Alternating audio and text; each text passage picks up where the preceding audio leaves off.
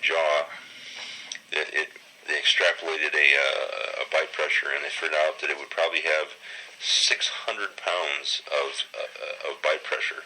Now this piranha was, when they did the testing in the lab, they figured out that its jaws would be able to crack Brazil nuts, turtle shells, mammal bones, and crack right through crocodile skin.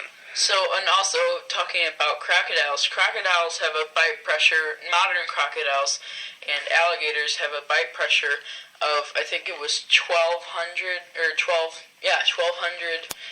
pounds per square inch of bite pressure.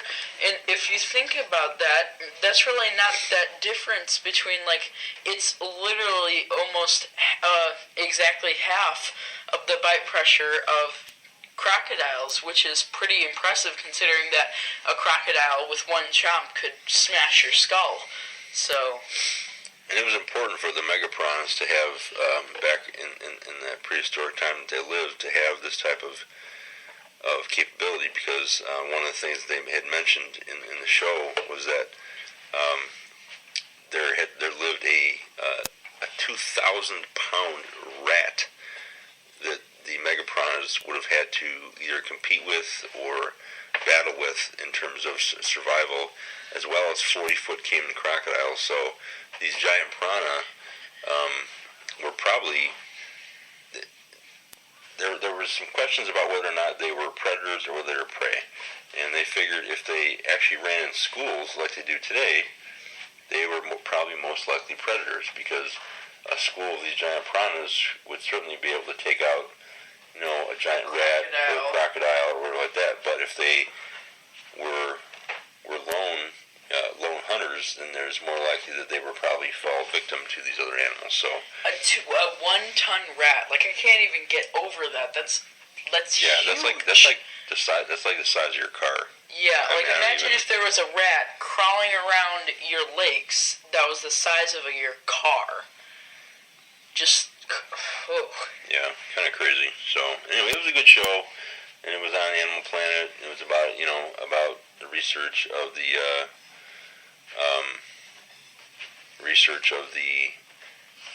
piranha. I don't know if you can tell, but we're on a science kick kind of lately. Yeah, we're with doing a lot all of the stuff that we're doing. Sciences. A lot of sciencey stuff. So Smarticle particles. Yeah. So anyway, that was the story of the piranha show we watched. A couple other things about animals that we were watching that that day. We were doing a little bit of checking out of the Animal Planet and the Science Channel, and we were trying just to collect some information about some of the more obscure animals, so we could talk about it, and let you guys know that they're out there. Animals, things about animals that you know of that you might not know about those animals, and animals that you might not know exist. So one of my favorites was a story of these female hyenas, and it turns out that they have a 7-inch clitoris that actually, when they're going to start mating, it actually looks like a penis, and it hangs out. It actually really hangs out like a penis, and it's like you wouldn't be able to tell the difference between a male and a female if you were unexperienced. So, I mean, apparently this clitoris is responsible for the production of testosterone. It's used to urinate, and it's also used as the birth canal. And one of the things I thought was interesting is that they said that the first time the hyenas give birth, because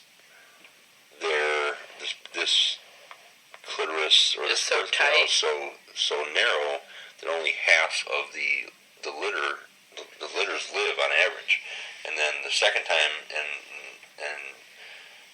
the following times that it gives birth, then the whole litters will have better chance of living. So I thought that was kind of crazy. But I mean, I know that me being the firstborn child, they nicknamed me Conehead because my head literally formed a cone, and that was because I was my mother's first child.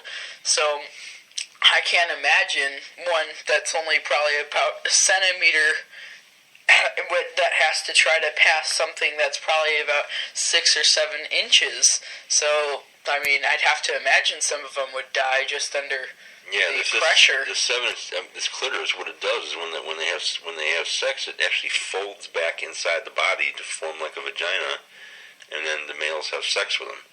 And I don't know, but I can imagine if this clitoris is, if the diameter of the opening is similar to a urethra or something like that, I can't even fathom how an animal could be born out of that. But does it just they didn't really go into the detail of the specs of it, but it was just, I was kind of fascinated by that. But does it just how does that even work? Does it just drag on the ground? Obviously 7 inches would be long enough to be touching the ground. No, really? It was kind of weird. So if you guys happen to see that on there, just check it out. It's about hyenas and mating habits. And also, speaking of mating habits, there are these slugs called leopard slugs that will actually mate, and sometimes there will be 2 males. Yeah, they're hermaphroditic. So they can change between male and female. They can't self-fertilize though. They have both female and male sex organs. But they can't self-fertilize. They have to have another leopard slug to fertilize. Which so actually 2 males will, when they two have sex, they will hang from a tree by a kind of ropey string, like milky ropey string. Made out of slime. Made out of slime, and they will literally pull out their little white penises that look like thorns, and they will try to stab into the other one to try to assert dominance, and the person who stabs in first becomes the male, and the female is the one who gets stabbed, and automatically the other one's penis will just shrivel back in. So their bodies convert into, one becomes female and one becomes male, I guess. So that seems pretty crazy. Imagine if you had to wrestle a person of the, imagine if you saw 2 guys wrestling to try to stab each other to try to make a child. I can't even imagine. It brings a whole new meaning to gay rights in the slug world. Yeah. That's the norm. They probably, instead of saying, "Ooh, are you homophobic?" No, I'm heterophobic. Thank you very much. I don't think the slugs are too worried about that. One of the other things they talked about were these cool things called star-nosed moles, and they basically have what looks like a hand for a nose, and it has 11 pairs of tentacles, kind of like a squid, but with more. And each of those tentacles has hundreds of thousands of nerve endings. And what I thought was really cool about these guys is that they hunt in the water, but they do so by exhaling a bubble out of this hand nose and then pressing it against underwater objects. And when they do that, it picks up the scent of the underwater objects inside the air within the bubble. And then the star-nosed mole literally sucks the bubble back in and then smells the air that came out of it to smell what was underwater. And that's how it hunts. And I thought that was completely crazy. I wouldn't ever even fathom something that would do that. It was interesting, really interesting. So that's why we're putting it on the show, because it's definitely something I didn't know about, and I'm sure there's a lot of people that may not have known about it too. So, and that will, what's next? We got talking about the barrel-eyed fish. This is the creepy guy that has a clear head, and the eyes are inside its cranium, and it actually looks at things through its head. Through its own head. Imagine if you were looking through your transparent skull. I guess then you'd never get, a lash in your eye.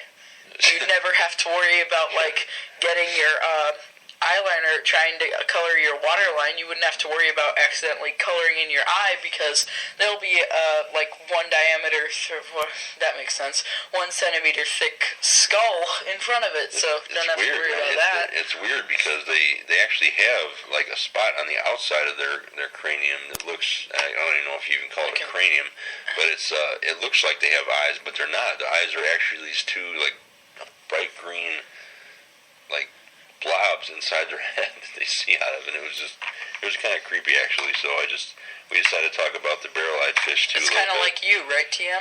Yeah, my eyes are inside my head. I have eyes in the back of my head. Dun, dun, dun. It's good for squatching. I can see the squatches coming at me from behind.